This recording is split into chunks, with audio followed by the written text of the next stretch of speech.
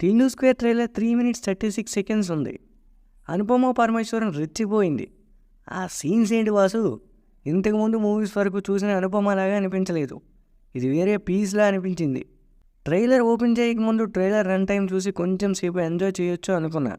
కానీ trailer open చేసి చూశాక మాత్రం కొంచెం లెంగ్దీ అన్న ఫీలింగ్ వచ్చేసింది. రిపీట్స్లో చూడాల్సినంత విషయం ఏం లేదు. అఫ్కోర్స్ సిద్ధు అండ్ అనుపమ కోసం కొంతమంది చూశారేమోనే కానీ మ్యాటర్ అయితే అంత క్యాచీగా అనిపించలేదు. ట్రైలర్ ఓపెన్ అవ్వటమే ఒక సీన్తో ఓపెన్ అవుతుంది.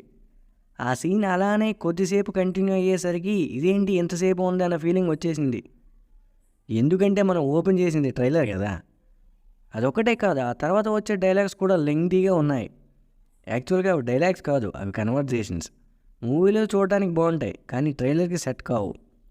ట్రైలర్ ఒక ఫన్ రైడ్లా ఉండాలి కానీ మూవీలో అక్కడక్కడ ఉన్న సీన్స్ కట్ చేసి కలిపి అది ట్రైలర్ అంటే ఎలా? మూవీ కోసం ఏమైనా దాచారనేది తెలియదు కానీ ట్రైలర్ కట్ అయితే బాగాలేదు. డీజే టిల్లు హిట్ అయింది కాబట్టి ఇది కూడా జనాలు చూసేస్తారు. అండ్ ఇందులో డోస్ కొంచెం ఎక్కువే ఉంది కదా.